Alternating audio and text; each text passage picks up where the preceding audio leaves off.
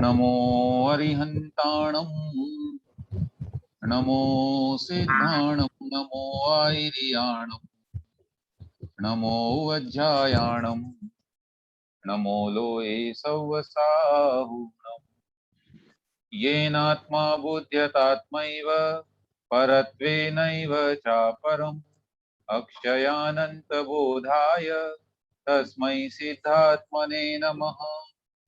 पंच परमेष्टि भगवान की जय। देवादिदेव श्री 1008 ऋषभ देव भगवान की जय। परम पूज्य आचार्य श्री पूज्यपाद महाराज की जय। परम पूज्य आचार्य श्री विद्यासागर जी महाराज की जय। द्वादशांगी माता की जय। जय जय जिनेन्द्र। लोगों ने पद्य क्रमांक 37 और 38 का स्वाध्याय किया था। उसी क्रम में चर्चा एक दो प्रश्न आपसे करते हैं, फिर आगे हम बढ़ेंगे।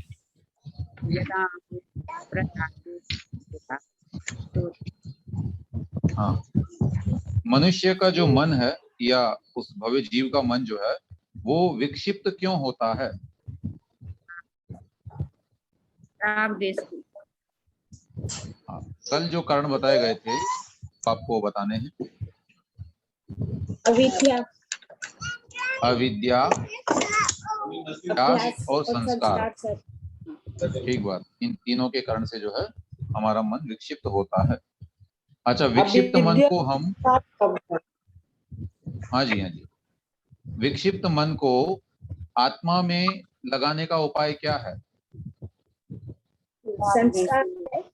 संवेदक संवेदे से ज्ञान संस्कार के साथ ज्ञान संस्कार के द्वारा वह आत्मा, वह मन आत्मा में रुकने लगता है। बुद्धि से बुद्धि में धारण करना पड़ेगा संस्कार। जी। अब इसके बाद एक प्रश्न और करते हैं। जिसके मन में विक्षेप है उसे क्या हानि होती है? वो मान अपमान में क्षमता नहीं रख सकेगा। मान अपमान में उसे अपमान आदि की अनुभूति होती है। जबकि जिस व्यक्ति के पास जिसके चित्त में विक्षेप नहीं है उसे अपमान आदि की अनुभूति होगी। अभी उच्चारण करने के लिए आज श्रीमती मनीषा जी जैन के सुपुत्र जो है वे उच्चारण करेंगे हमारे उपरांत। शौर्य जैन उसी का नाम भैया जी। अच्छा, शौर्य जैन, ठीक है। शौर्य जी उच्चारण करेंगे और बाकी लोग कृपा करके म्यूट कर लेंगे। यदा मोहात् प्रजायेते रागद्वेषौ तपस्विनः तदैव भावयेत् स्वस्थमात्मानं शाम्यतः क्षणात्।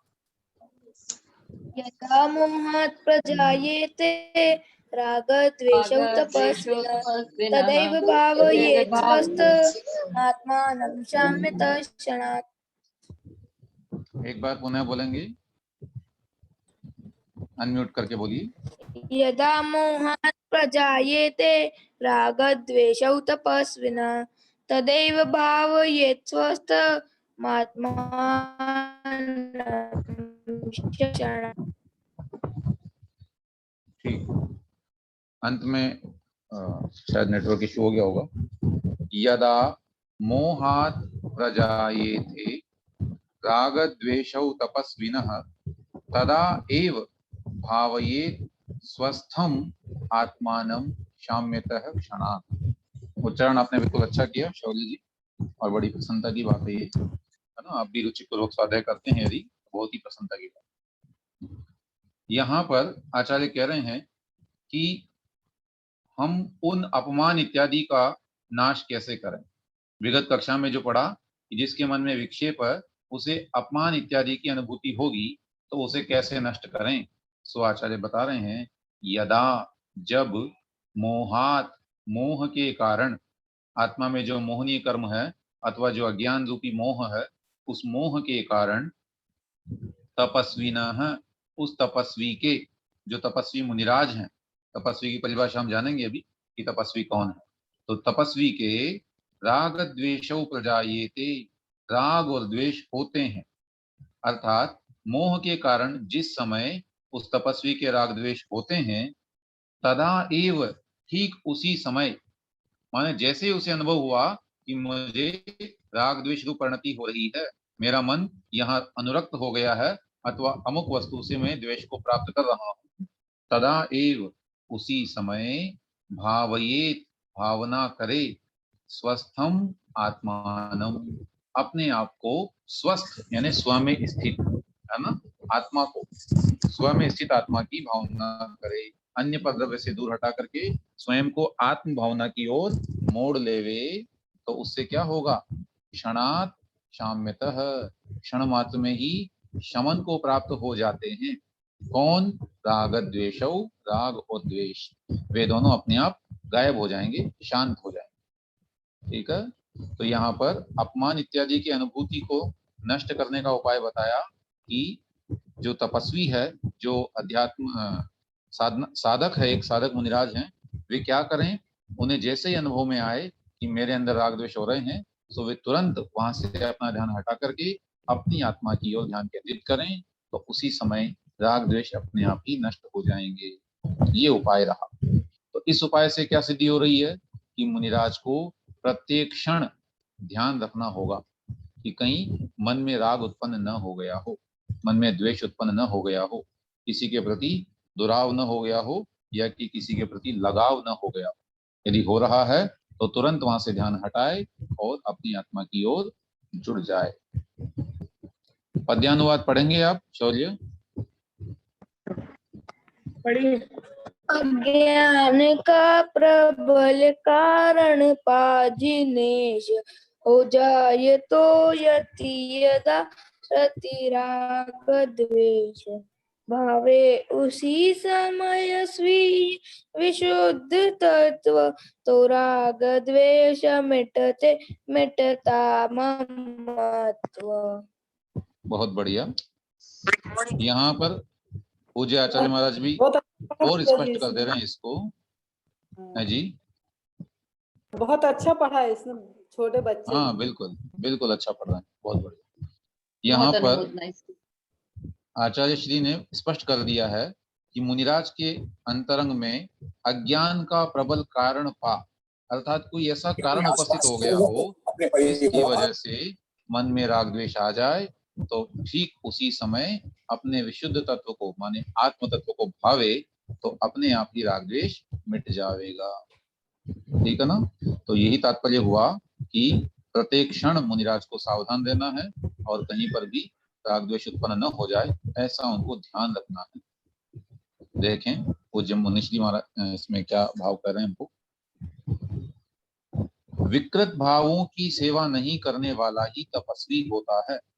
सर्वप्रथम तो तपस्वी कौन, यहाँ जो तपस्वी शब्द आया उसके लिए बता रहे हैं कि तपस्वी किसे कहते हैं।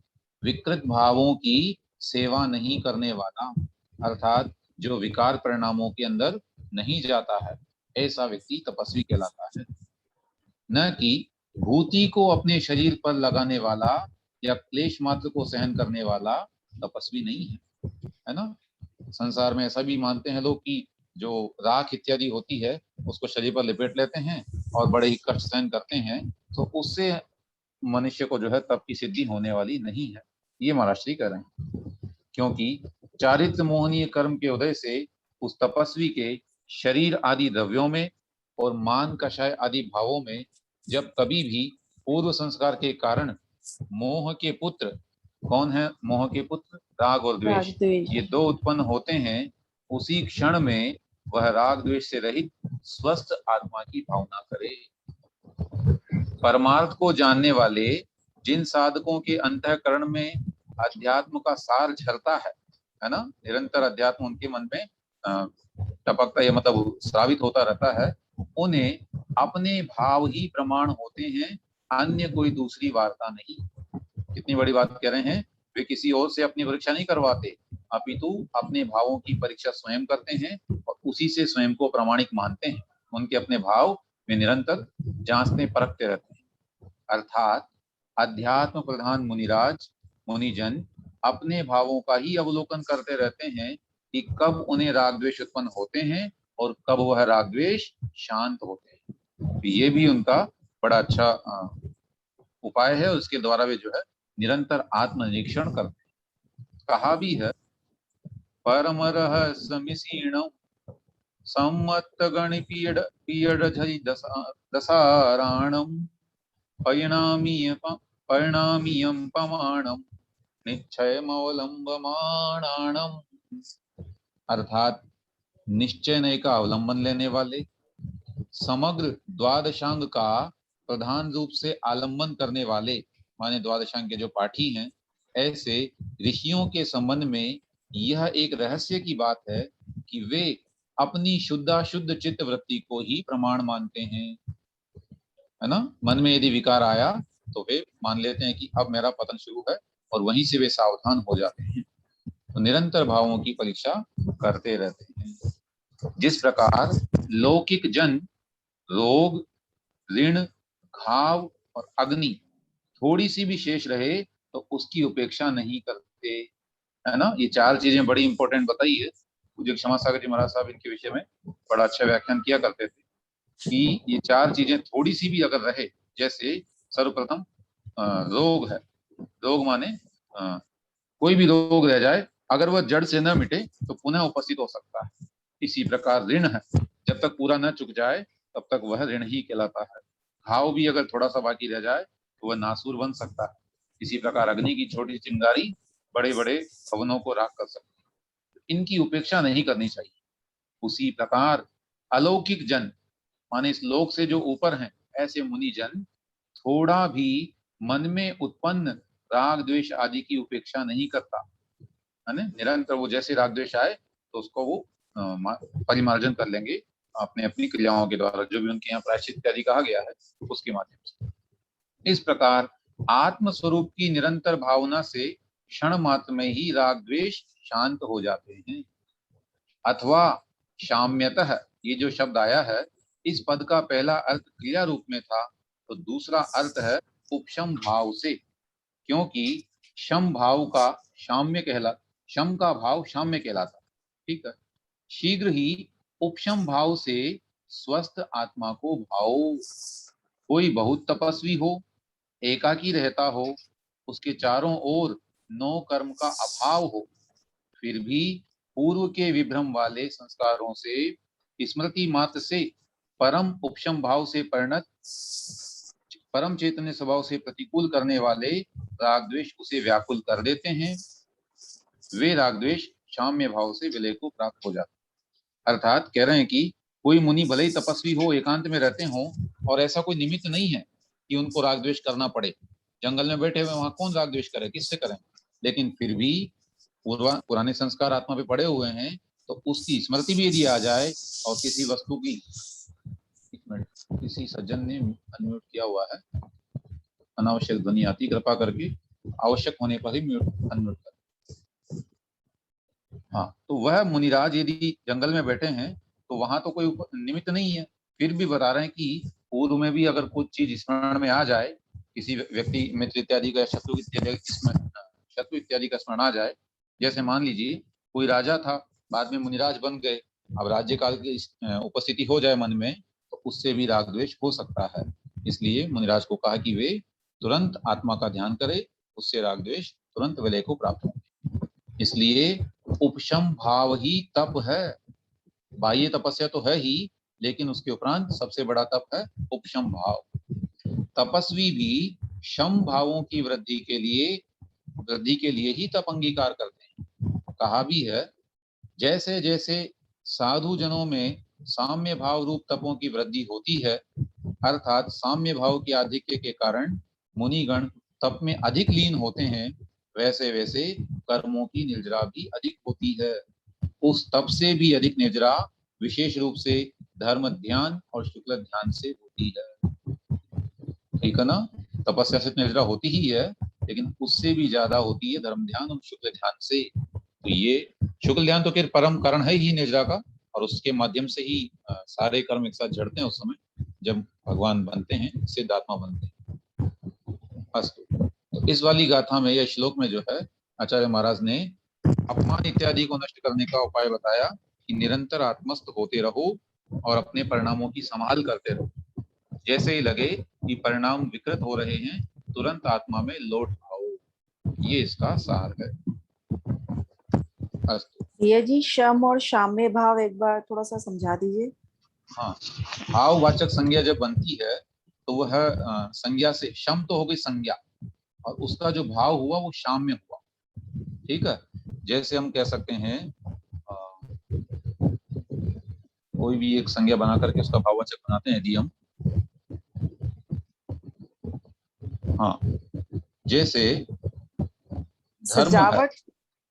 हाँ, सजावट बोल सकते हैं, है ना। सजाना जो है क्रिया हो गई और सजावट उसकी भाववाचक संज्ञा हो गई। वही बात यहाँ पर भी है कि शम नहीं, और इसका शाम। अर्थ क्या है? मतलब शम का अर्थ क्या है? शम धातु जो है वो शांत करने के अर्थ में आती है, है ना। शांत परिणाम जिसको बोलते हैं, प्रशांत परिणाम, वो शम धातु का होता है। ठीक है ना। जैसे कषायों का शमन करना, प्रशमयति कषाया, तो वह शमन करने का भाव है कि उस समय क्रोध इत्यादि को न करना, अपितु शांत रहना, अथवा जो हमारी स्वाभाविक परिणति है, स्वाभाविक जो हमारा स्वरूप है उसकी ओर बने रहना, इसका नाम है शम। हाँ, दो शब्द आते हैं, शम और दम। तो शम का मतलब होता है कषायों को रोकना, कषायों पर नियंत्रण करना, और दम का मतलब होता है इंद्रियों का दमन करना, अर्थात इंद्रियों को कंट्रोल में रखना। ये दो शब्द। भैया जी उपशम का अर्थ है? हाँ, उपशम भी इसी से बना हुआ है, उसमें शांत भाव से जुड़ा है। बिल्कुल बिल्कुल, शांत भाव से जुड़ा है ना, बिल्कुल जुड़ा हुआ उसी से। उपशम भी वही है, शम और उपशम एक ही बात है।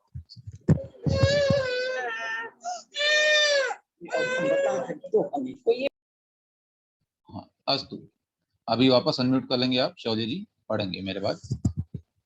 यत्र काये मुने, हाँ बोलिए। बाद में पूछ लेते हैं। नहीं बोल लीजिए, कोई बात नहीं है। भैया जी उपशम भाव ही तप है जो लिखा बताया गया है। उपशम तो सिर्फ दबाना होगा, तो दबाने के क्रम से तो वही किसी भी चीज को हमने जैसे पानी में मिट्टी को दबा दिया, उपशम कर दिया, तो फिर जैसे ही दोबारा वो पड़ेगा तो दोबारा उभर के आएगा वो। तो हाँ। हमारी ग्रस्त अवस्था में तो उपशम भाव ठीक है, लेकिन मुनि अवस्था में तो, या जिस तरह के मतलब आध्यात्मिक उससे ये शुद्धोपयोग के मुनियों की बात चर्चा यहाँ चल रही है, तो उनके लिए तो शायक भाव ही आना चाहिए, या उपशम नहीं, उपशम भी होता है मुनिराज। उपशम श्रेणी किसको होगी? हाँ जी, मुनियों को ही होगी उपशम श्रेणी तो, हाँ जी हाँ जी। लेकिन उपशम में मतलब, लेकिन वही दोबारा तो उभर के आ ही सकता है ना। आ सकता है, कोई बात नहीं, आएगा। अभी जरूरी नहीं कि एक बार में एक क्षय हो जाए।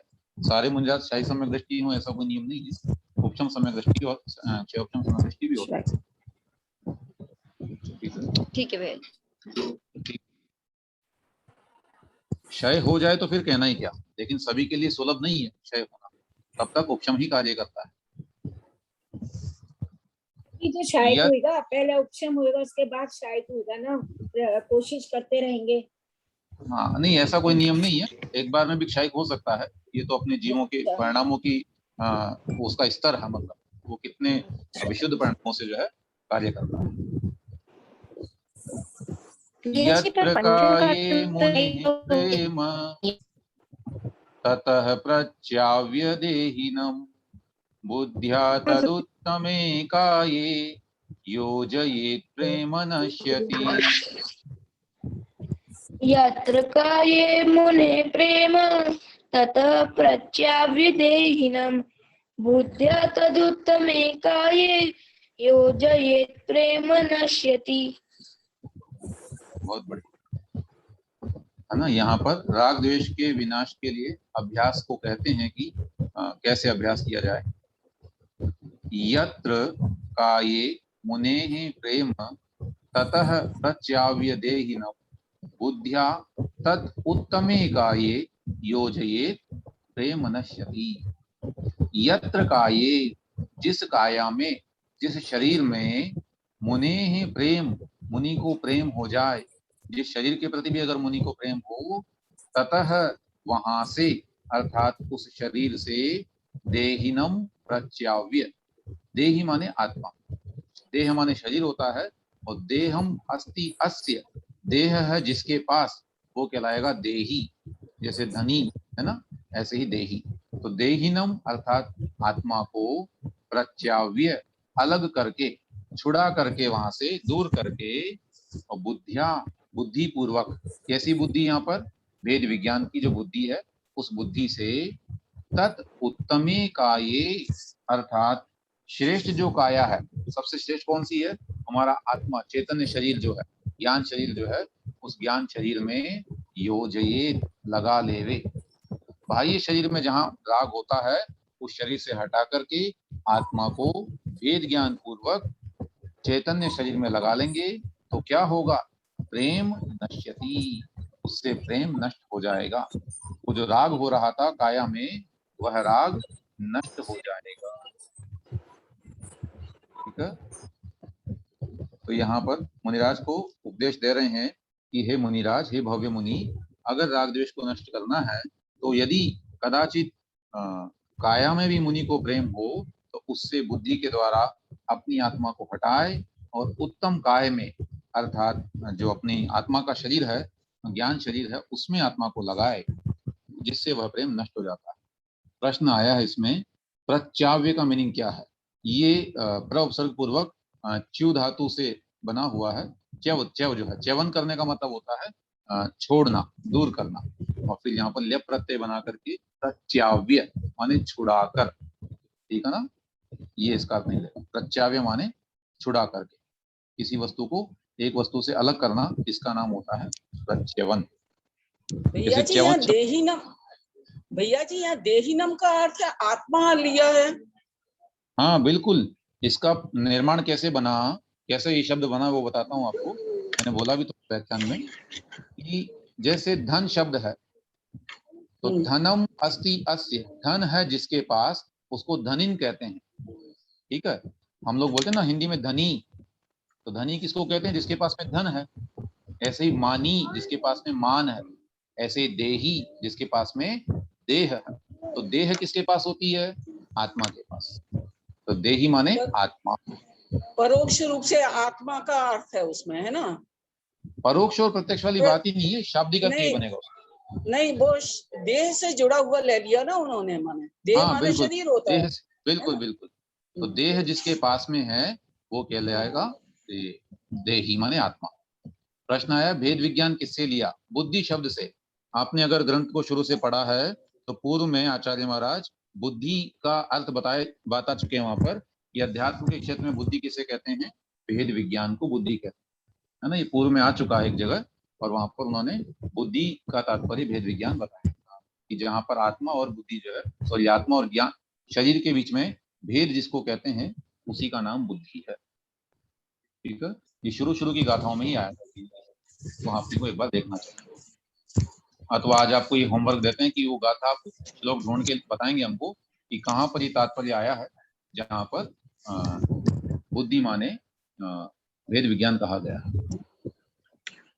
अस्तु, पद्यानुवाद का उच्चारण कीजिए। संबंध स्वीय तन से यदि प्रेम का हो, योगी सुदूर उससे सहसा आहा हो। विज्ञान रूप तन में निज को लगावे, तो देह प्रेम नशता तब मोह। बहुत बढ़िया। संबंध स्वीय तन से यदि प्रेम का हो, योगी सुदूर उससे सहसा आहा। ठीक, तो सुदूर मतलब उस योगी का ये कर्तव्य है कि वह तुरंत उससे दूर होने का प्रयास करे। कह रहे हैं अनुपात और उपात के भेद से परिग्रह दो प्रकार का होता है।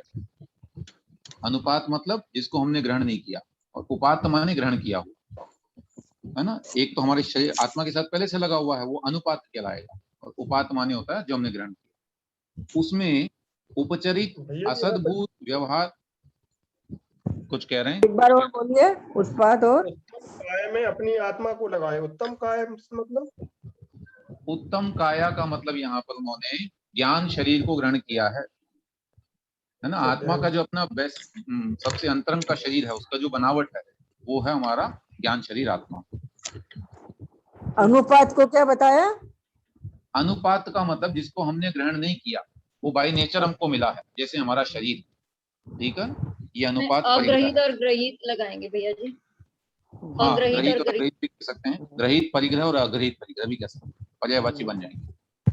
हाँ जी। उसी को कह रहे हैं यहाँ पर, उसमें उपचरित असद्भूत व्यवहार नय के आश्रित धन आदि अनुपात परिग्रह हैं। अच्छा, ये धन आदि अनुपात परिग्रह हैं। भैया जी उपचरित असद्भुत व्यवहार ने थोड़ा सा बता दीजिएगा, जब बाद में गाथा के बाद। ठीक है, बताते हैं इसको भी, लेकिन इन्होंने अनुपात क्यों कहा, इसको हमें देखना पड़ेगा। अनुपचरित असद्भूत व्यवहार ने के आश्रित शरीर आदि उपात परिग्रह हैं। उल्टा हो गया, फिर हमने जो बताया वो विपरीत हो गया इसमें। इस पर देखते हैं एक मिनट, ऊपर टीका में भी लिखा हुआ, तत्र उपचरित असद्भूत व्यवहार नयाश्रितो अनुपातः परिग्रहो वित्तादि रूप है।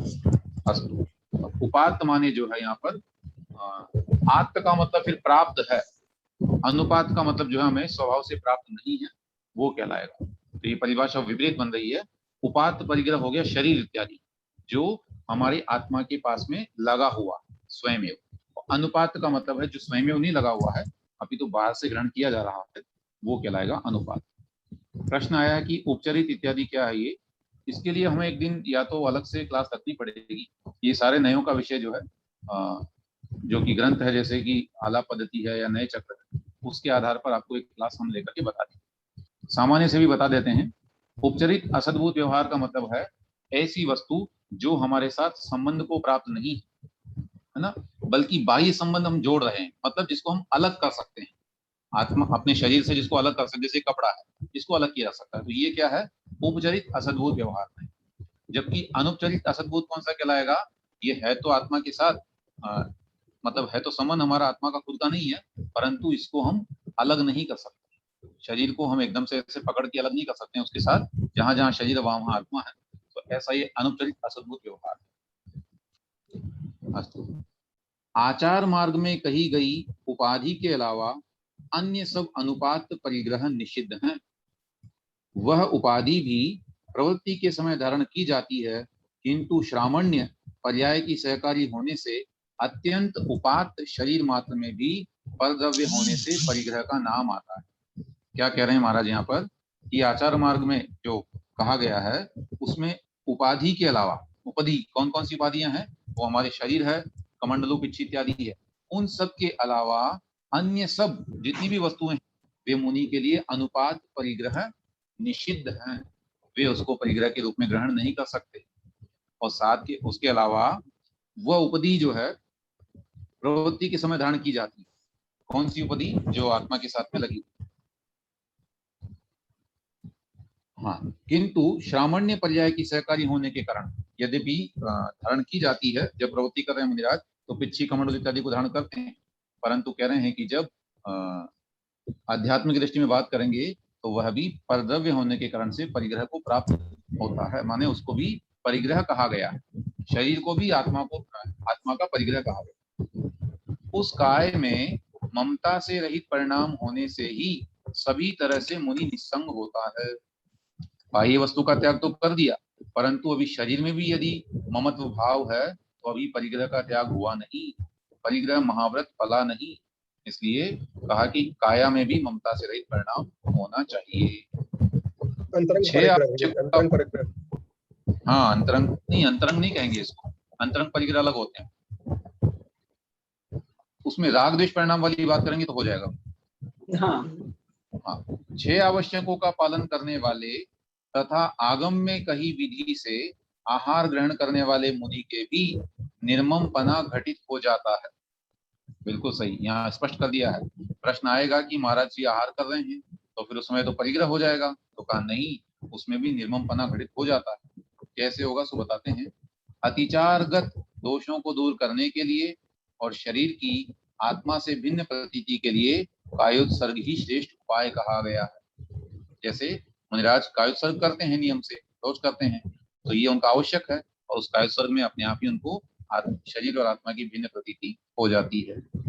फिर भी यदि प्रमत्त अप्रमत्त गुणस्थानवर्ती मुनि का इस एक पने को प्राप्त शरीर में तीव्र राग के उदय से प्रेम होता है, तो उस देह से आत्मा को भेद विज्ञान की भावना से दूर करके उस शुद्ध नय के विषयभूत अरहंत भगवान में, सिद्ध भगवान में और फिर बाद में अपनी चैतन्य आत्मा रूप उत्तम काय में, आपने जो प्रश्न किया था उत्तम काय किसे, वो बता दिया इन्होंने, चैतन्य आत्मा रूप उत्तम काय में उसे संलग्न करें, जिससे इस पुद्गल में शरीर में प्रेम नष्ट हो जाता है।